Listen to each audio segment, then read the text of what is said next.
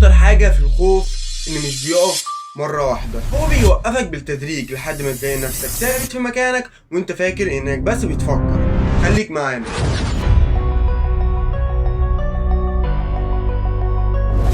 الخوف مش دايما واضح، الخوف مش دايما بيجي في صورة رهبة او توتر، اوقات كتير بيجي في شكل هادي جدا. تلاقي نفسك بتأجل خطوة، بتقول مش وقته، مش جاهز، خليني استنى شوية، تبدأ تقنع نفسك ان ده تفكير منطقي. لكن الحقيقة ان ده خوف متنكر. خوف مش لازم يخليك تجري، احيانا بيخليك ما تتحركش اصلا. ازاي الخوف بيسيطر عليك من غير ما تحس؟ الخوف بيشتغل بطريقة ذكية جدا جدا، بيخليك تختار الأمان بدل التغيير، تفضل في شغل مش مريح عشان خايف تجرب غيره، ما تبدأش حاجة جديدة علشان خايف تفشل. مع الوقت بتبدأ حياتك تبقى عبارة عن تجنب مش اختيار. الخوف اللي بيظهر في شكل كمال.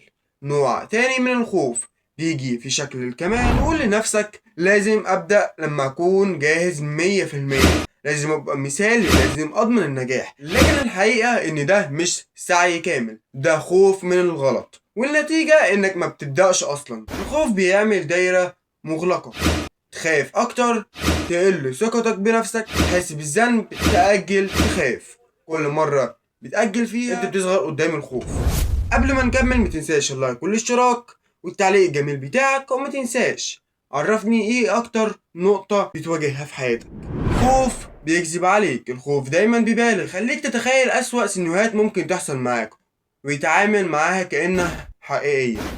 يقولك هتفشل، هتتكسف، الناس بتحكم عليك، مش هتنجح. لكن الحقيقة إن معظم الحاجات اللي بتخاف منها إما ما بتحصلش أو بتكون أهون بكتير مما تتخيل.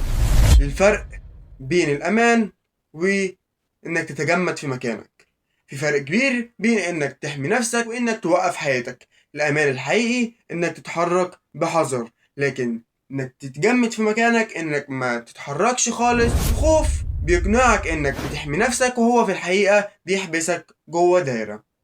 أول خطوة إنك تعرف إن اللي جواك ده خوف مش منطقي. تاني خطوة ما تستناش الخوف يختفي، لأن مش هيختفي أبدا. ابدأ بخطوة صغيرة جدا، اتكلم، جرب، اغلط.